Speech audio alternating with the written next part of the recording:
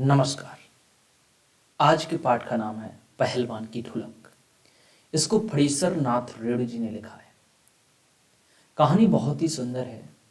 ये लेखक के गांव की ही कहानी है। लेखक अपने बचपन के दिनों के बारे में बताते हैं कि उनके गांव में एक पहलवान रहा करते थे जिनका नाम था लुट्टन सिंह। लुट्टन सिंह कोई शुरुआत से पहलवान नहीं थे। लुट्टन सिंह एक अनाथ बालक थे जिनका पालन पोषण उनकी सास ने किया, क्योंकि इनका विवाह 9 वर्ष की उम्र में ही हो गया था। धीरे धीरे ये राजा के यहाँ पहलवान हो गए। वक्त बदला, राजा जी एक्सपायर हो गए। उनके बाद राजकुमार ने अपना राजपाट हाथ में लिया और लुट्टन सिंह को फिर से गांव में वापस आना पड़ा। लुट्टन सिंह गांव में ही बच्चों को सिखाते थे कुश्ती, दांव पेच। कुछ समय बाद इनके गांव में जाड़ों के दिनों में बहुत भयंकर महामारी आई। मलेरिया, हैजा, बहुत सारी बीमारियों के साथ लगभग प्रत्येक दिन लाशें उठने लगीं। लुट्टन सिंह ये भी कहते थे अपने शिष्यों से और अपने बेटों से कि मेरा कभी कोई गुरु नहीं रहा, मैंने हमेशा ढोलक से ही सीखा है।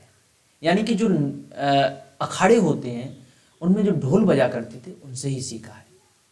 जब महामारी का समय था, लोग एक दूसरे को सराहना दिया करते थे, लोग एक दूसरे के लिए रुदन किया करते थे, रोया करते थे।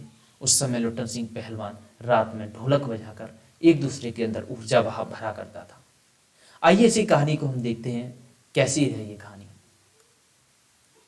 शुरुआत करते हैं। पहलवान की ढोलक कहानी के लेखक फणीसर नाथ रेणु जी हैं। जाड़ों के मौसम में श्यामनगर के समीप के एक गांव में महामारी फैली हुई थी। गांव के अधिकतर लोग मलेरिया और हैजे से पीड़ित थे।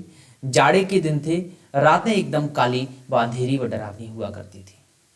ये उस समय का जिक्र किया है जब लेखक के गांव में महामारी फैली थी। उस समय कैसा दृश्य था इसके बारे में बताया है। कभी कभी उस काली रात में भगवान को पुकारता हुआ कोई कमजोर स्वर तो कभी किसी बच्चे के द्वारा अपनी माँ को पुकारने की आवाज सुनाई देती थी। लेखक आगे कहते हैं कि रात की खामोशी में सिर्फ सियारों और उल्लुओं की आवाज ही सुनाई देती थी। कुत्तों में परिस्थिति को समझने की विशेष बुद्धि होती है, इसीलिए वो रात होते ही रोने लगते थे और गांव की धूप में अपना स्वर मिलाने लगते थे। लेखक कहते हैं कि ऐसी भयानक रात, उसमें सिर्फ सियार और उल्लुओं की आवाज सुनाई पड़ती थी। Pin drop silent. लेकिन एक चीज तो है कि कुत्तों के अंदर परिस्थिति को भांपने की बहुत अच्छी शक्ति होती है। वो दिन भर राख में और घूरे पे पड़े रहते थे और रात में रोया करते थे। रात की इस खामोशी में सिर्फ पहलवान की ढोलक ही तोड़ती थी। रात की जो खामोशी थी वो लुट्टन सिंह पहलवान की ढोलक ही तोड़ा करती थी। पहलवान की ढोलक संध्या काल से लेकर प्रातः काल तक लगातार एक ही गति से बजती रहती थी और मौत को चुनौती देती रहती थी। ढोलक की आवाज निराश, हताश, कमजोर और अपनों को खो चुके लोगों में संजीवनी भरने का काम करती थी और इस ढोलक को लुट्टन सिंह पहलवान बजाया करते थे। लेखक आगे कहते हैं, इसके बाद लेखक लुट्टन सिंह के बचपन के बारे में बताते हुए कहते हैं कि लुट्टन सिंह पहलवान अपने बारे में कहता था कि होल इंडिया उसे जानता है, लेकिन लेखक के अनुसार उसका होल इंडिया उसकी जेल तक ही सीमित होगा, क्योंकि वहां उससे अधिकतर लोग जानते थे। लेखक था, कोई अधिकारी तो था नहीं पढ़ा लिखा, इसीलिए वो अक्सर लोगों से कहा करता था कि मुझे होल इंडिया जानता है, क्योंकि उसको लगभग जिले भर के सारे लोग जाना करते थे। आगे लेखक कहते हैं कि लुट्टन सिंह के माता पिता का देहांत बचपन में ही हो चुका था और उसकी शादी 9 साल की उम्र में ही हो गई थी। पहले बाल विवाह हुआ करता था और उसी परंपरा के अनुसार लेखक की भी शादी बचपन में ही यानी कि 9 वर्ष की उम्र में कर दी गई थी। दुर्भाग्यवश वो अनाथ हो गया। उसके बाद उसकी विधवा सास ने ही उसको पाल पोस कर बड़ा किया। वह गाय चराता था, खूब दूध दही खाता और कसरत किया करता था।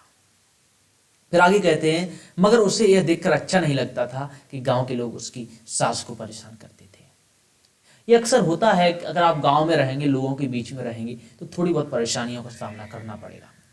लेखक की जो सास थी उनको भी लोग थोड़ा परेशान किया करते थे और लुट्टन सिंह पहलवान को यह बात कतई पसंद नहीं थी और उनसे बदला लेने की उमंग में वो काफी कसरत किया करता था, डोले शोले बनाया करता था।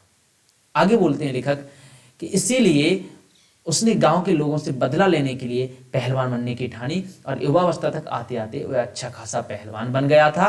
उसने कुश्ती के दांव पेच भी सीख लिए थे। फिर आगे कहते हैं कि एक बार लुट्टन सिंह श्यामनगर मेले में दंगल देखने गया। यहां से कहानी में ट्विस्ट आ रहा है। श्यामनगर एक राजा का राज्य था, वहां पर मेला लगा करता था। वहां राजा साहब दंगल करवाया करते थे। दंगल देखने वो गया था। पहलवानी की कुश्ती देखकर उसने बिना सोचे समझे वहां चांद सिंह नाम के पहलवान को चुनौती दे दी।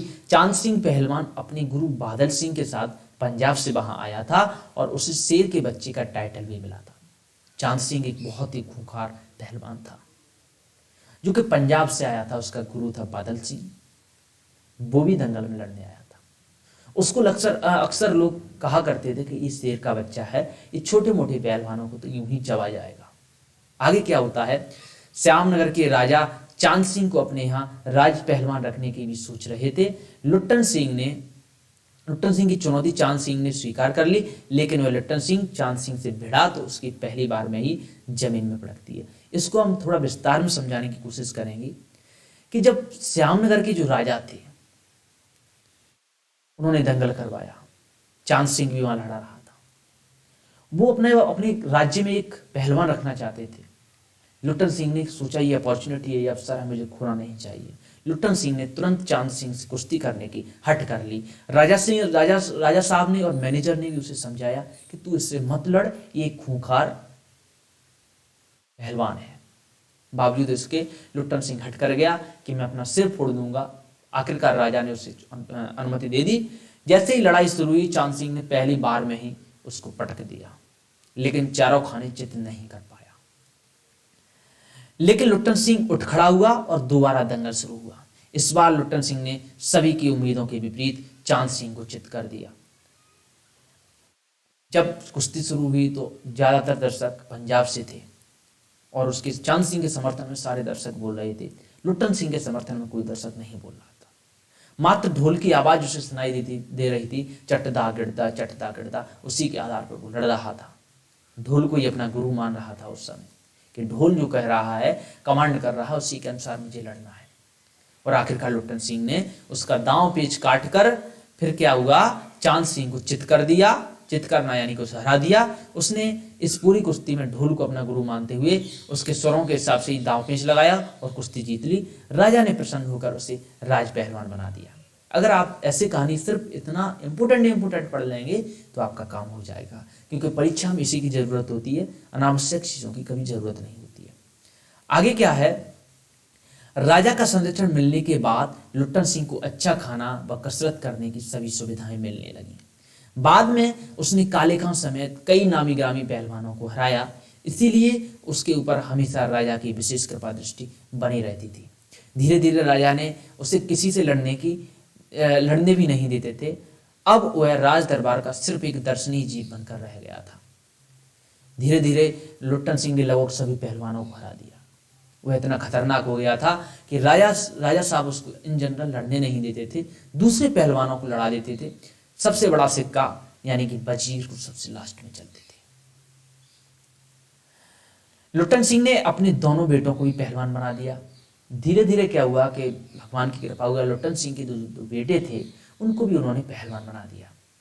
वह ढोलक को ही अपना गुरु मानता था, इसीलिए अपने दोनों बेटों को भी ढोलक की आवाज को पूरा ध्यान रखने के लिए कहता था। लुट्टन सिंह की जिंदगी ठीक ठाक चल रही थी, लेकिन 15 साल बाद अचानक एक दिन राजा की मृत्यु हो गई, जिसके बाद उसकी जिंदगी में एक जबरदस्त मोड़ आया।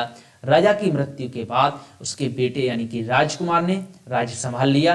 नए राजा को कुश्ती में बिल्कुल भी दिलचस्पी नहीं थी, इसीलिए उसने लुट्टन सिंह को राज दरबार से निकाल दिया। समय का फेर है। एक समय आया कि जब राजा सिंह इस दुनिया को छोड़कर चले गए। लुट्टन सिंह की जिंदगी में एक बहुत बड़ा मोड़ आया। जो नए राजकुमार थे, जो विलायत से आए थे, उनको कुश्ती में बिल्कुल दिलचस्पी नहीं थी, उनको घोड़ा दौड़ पसंद थी। और उन्होंने कुश्ती वाले पहलवानों का खर्च सुना तो राजा साहब बोले यानी राजकुमार बोले हरी बोल, और उनका जो मैनेजर था, नया मैनेजर था, बोला टेरिबल। ऐसे करके दोनों जो पहलवान थे, पहलवान और पहलवान के बेटे, उनको राज्य से निकाल दिया गया। आखिरकार उन्हें गांव का रास्ता ही लेना पड़ा। इसी प्रकार फिर क्या है, लुट्टन सिंह अपने दोनों बेटों के साथ गांव वापस आ गया।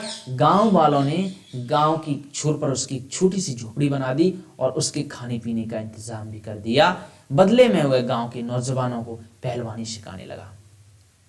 गांव में जैसे ही वापस आया तो गांव के लोग तो जानते ही थे कि वो एक बहुत बड़ा आदमी, बहुत फेमस पहलवान है। गांव के लोगों ने उसकी झोपड़ी गांव की छोर पर बना दी और अपने बच्चों को भी उससे दांव पे सीखने के लिए भेजने लगे। लेकिन जैसा कि आप जानते हैं कि पहलवानी सीखने के लिए उसके लिए अच्छा खाना भी होना चाहिए, दूध दही और मेवाएं होना चाहिए। गांव के किसानों के पास ये सब नहीं था और धीरे धीरे इससे से परंपरा भी टूट गई। गांव के लोगों ने अपने बच्चों को भेजना मजबूरी में बंद कर दिया क्योंकि उनके पास कुछ खिलाने के लिए नहीं था। यही आगे बात बोलेगी, लेकिन यह भी बहुत दिन नहीं चला।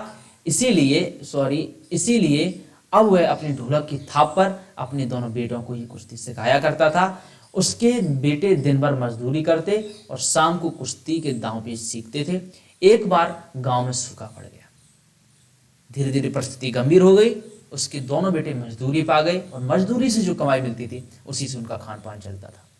एक बार गांव में सूखा पड़ गया। सूखा पड़ने के बाद बारिश ना होने के कारण चारों ओर हाहाकार मच गया। ऊपर से गांव के लोगों को हैजे और मलेरिया ने जकड़ लिया। भूखमरी, गरीबी और सही उपचार न मिलने के कारण लोग रोज मर रहे थे। 4-5 लाशें रोज उठ रही थी। घर के घर खाली हो रहे थे और लोगों का मनोबल दिन पर दिन टूटता जा रहा था। आगे कहते हैं कि ऐसे में पहलवान की ढोलक की आवाज ही लोगों को उनके जिंदा रहने का एहसास दिलाती थी। रात्रि के अंधेरे में जब पिन ड्रॉप साइलेंट हुआ करता था, सिर्फ उल्लू और सियारों की आवाज सुनाई दिया करती थी। ऐसे समय में मात्र पहलवान की ढोलक ही एक गांव के लोगों के अंदर ऊर्जा भरा करती थी। आगे लेखक कहते हैं कि उनके लिए संजीवनी का काम करती थी। पहलवान के दोनों बेटे भी बीमारी के चपेट में आकर मरणासन स्थिति में पहुंच चुकी थी। धीरे धीरे बीमारी फैली, महामारी फैली और पहलवान के दोनों बेटे भी उसी बीमारी के चपेट में आ गए। मरने से पहले उन्होंने अपने पिता के सामने 2 इच्छाएं रखी। मरने से पहले वो अपने पिता से ढोलक बजाने को कहते हैं। लुट्टन सिंह रात भर ढोलक बजाता है और सुबह जाकर देखता है तो दोनों बेटे पेट के बल मरे पड़े थे। पेट के बल मरे पड़ने का मतलब वो हार चुके थे। वो मौत से नहीं हारे थे बल्कि महामारी से आके उल्टे लेटे थे। वो अपने दोनों बेटों को कंधे पर ले जाकर नदी में बहा देता है। इसके बाद लुट्टन सिंह ने उसी रात को फिर से ढोलक बजाई। कितनी बड़ी बहादुरी की बात है कि दोनों बेटों को कंधों पर ले जाकर नदी में बहा देता। उसके बाद गांव के लोग कहते हैं, बाहरी लुट्टन सिंह, तेरा तो 1.5 हाथ का कलेजा निकला, तो अपने बेटों को नदी में यूं ही बहाया और अब रात में ढोलक बजा रहा है। लोगों ने उसकी हिम्मत की दाद दी। इसके 4-5 दिन बाद एक रात ढोलक की आवाज सुनाई नहीं दी। पहलवान की कुछ शिष्यों ने सुबह जाकर देखा तो उसकी लाश पड़ी थी। पहलवान ने बहुत कोशिश की लेकिन वह हार गया था, मौत जीत गई थी। एक दिन रात में आवाज जब नहीं सुनाई देती है तो सुबह जाकर उसके जो शिष्य हैं, जाड़े की सुबह जाकर जो हिम्मत वाले शिष्य हैं, वो जाकर देखते हैं तो पहलवान चित पड़ा था। चित पड़ा यानी कि वो कभी किसी से हारा नहीं, लेकिन मौत से एक दिन हार गया। आगे कहते हैं कि सब यात्रा के वक्त आंसू पहुंचते हुए उसके एक शिष्य ने कहा कि गुरुजी कहा करते थे कि जब मैं मर जाऊं तो मुझे पीठ के बल नहीं बल्कि पेट के बल चिता पर लिटाना और चिता जलाते वक्त ढोलक अवश्य बजाना। वह आगे नहीं बोल पाया। यहीं पर पाठ की समाप्ति होती है। आप उम्मीद है आपको ये पाठ समझ आया होगा। इस पाठ की एक सबसे बड़ी सीख बता दें, एक जब नई व्यवस्था आ जाती है, नई सरकारें आ जाती हैं, नई व्यवस्था के आते ही बहुत सारे ऐसे बदलाव आते हैं जो कि जनता उसका सहन नहीं कर पाती। गरीब लोग उनकी चपेट में आकर छत बिछत हो जाते हैं, मारे जाते हैं। यानी कि नई व्यवस्था हमेशा जब आए तो पहले विचार विमर्श करने के बाद नए बदलावों को लाना चाहिए। ये सबसे बड़ी सीख है। उम्मीद है ये पाठ समझ आया होगा और एग्जाम में कोई भी क्वेश्चन आपको देखने को मिलता है तो आप उसे धड़ाधड़ पढ़ा देंगे। इसके अलावा और भी जो चैप्टर हैं सारे के सारे हिंदी के मैंने अपलोड कर रखे हैं। कुछ मैं डिस्क्रिप्शन बॉक्स में दे दूंगा। इनके अलावा आप मेरे चैनल पर विजिट करके आराम से उन्हें पढ़ सकते हैं। Thank you.